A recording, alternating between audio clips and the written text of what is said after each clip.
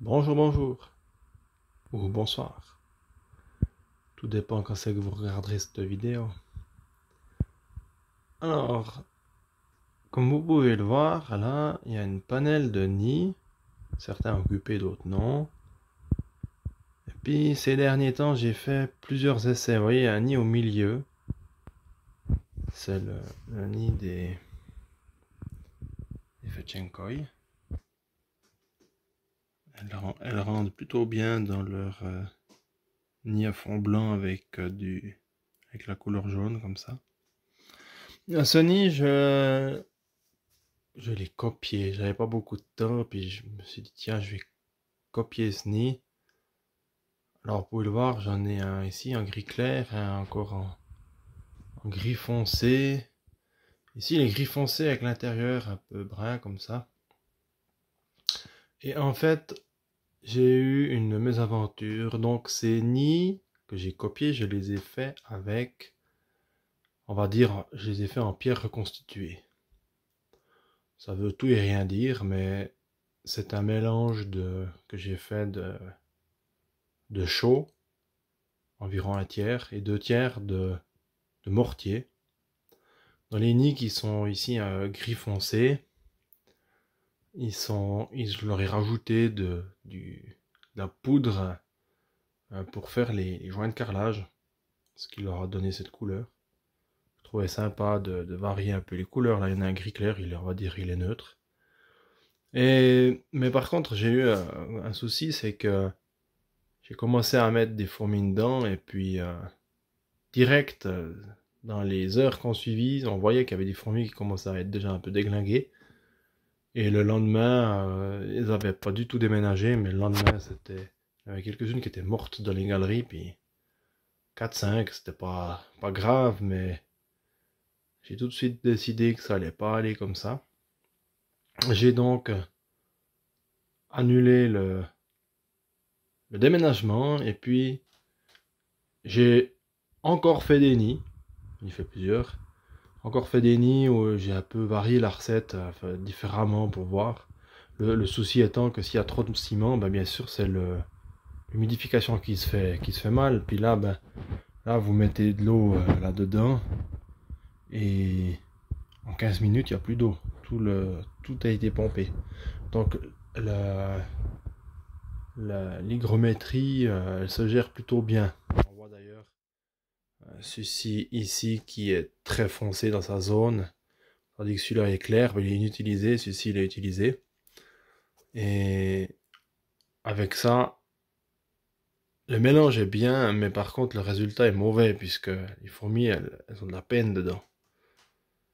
Alors bon, il y en a un que j'ai essayé de peindre à l'intérieur pour voir ce qui se passait, mais ce que j'ai pas dit aussi, c'est que j'ai laissé sécher au moins 3 à 4 semaines, une fois qu'ils étaient démoulés. Et même avec 4 semaines de séchage, le résultat était pas top. Après, j'en ai même fait des avec de la peinture dedans, ce qui n'était pas top non plus. Puis maintenant, j'arrive à un peu à un résultat, c'est d'ailleurs bien pour ça que je fais une vidéo que maintenant. C'est qu'ici, là, c'est des Messor Barbarus. Ici dedans, elles se portent bien, ça fait un moment qu'elles sont dedans déjà. Et là, j'ai peint dedans, mais à l'argile. Ça veut dire que j'ai pris de l'argile qu'on achète sur le commerce pour modeler. Puis avec beaucoup d'eau, ça a direct fait une bouillie, puis j'ai pris le pinceau, puis j'ai peint à l'intérieur, tout bonnement à l'argile. Et en fait, ça a eu un résultat intéressant du fait que j'ai pas autrement de décès dedans, ça se passe plutôt bien, je suis très content.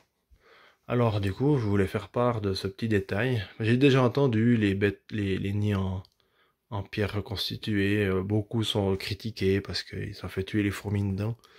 Et effectivement, moi je peux confirmer sur mes propres essais, comme ceux-ci du milieu, un que j'ai acquis, ben lui, j'ai jamais eu de problème avec. J'en ai d'autres, des nids en pierre reconstituée que j'ai jamais eu aucun problème avec. Et puis ici derrière, c'est le nid de mes Camponotus Fela, non pas Fela, je m'excuse, les... Ah bah ça va bien, c'est le soir, j'arrive plus à me rappeler du nom maintenant. Les... Maculatus. Voilà. Elles sont pas pressées de déménager. Ça fait plusieurs semaines que c'est comme ça. Puis de temps en temps, le nid est tout plein, on se dirait, il y a du couvain, il y a tout le monde dedans. Puis je me dis, ah, je vais pouvoir déconnecter, puis donc tout le monde qui déménage. Après, on voit ici, il y a des petites gouttelettes sur la vitre. Alors, vous pouvez constater qu'elles se regroupent volontiers ici où j'ai un peu trop humidifié. Mais si j'humidifie tout le monde, ça fout le camp. Puis si j'humidifie rien du tout, ça revient plus. Il faut que je trouve l'équilibre. Le truc, c'est que ce nid-là, il a été fait tout simplement dans une brique terre cuite. J'ai fraisé l'intérieur, percé des trous dessus. Pour ceux qui travaillent les briques pour monter des murs, eh ben, ils savent une chose, c'est quand on les met dans l'eau pendant 15-20 minutes, il y a des bulles qui remontent. Et du coup, ça pompe bien l'eau. Alors, j'ai fait des trous dedans, je remplis ça d'eau, et puis très rapidement, j'ai l'humidité qui revient ici en avant. Donc, en termes d'hygrométrie, ça se passe plutôt bien pour ce nid. Aucun décès dedans, celui-là, ça a été top direct. Et puis voilà, ça a été vraiment, j'étais satisfait directement. Je compte m'en faire d'autres, des comme ça. Et puis alors, bon, moi je suis équipé, voilà, j'ai fraisé ça dedans. Avec la machine, c'est un peu comme du beurre. Faut une fraise ou bien avec du métal dur ou bien diamanté. Mais en tout cas, ça a bien marché.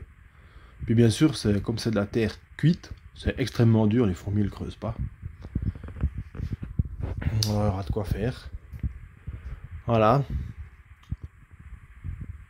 Pour l'instant, c'est un peu tout ce que j'avais à raconter. Petit projet en cours ici. Un peu de verdure. Terrarium en formation. Bon, la vitre est dégueu. Hein. Mais je suis assez satisfait de ma branche. Et puis, j'avais parlé dans une autre vidéo de l'autre projet qui est ici dessous. Il est largement pas abandonné, mais je peux pas tout faire en même temps. Bon, ah ben, merci aux nouveaux abonnés. Merci à tous ceux qui le sont restés. Et puis, je vous souhaite tout du bon pour vos fourmis, pour vous-même. À une prochaine. Allez, ciao ciao.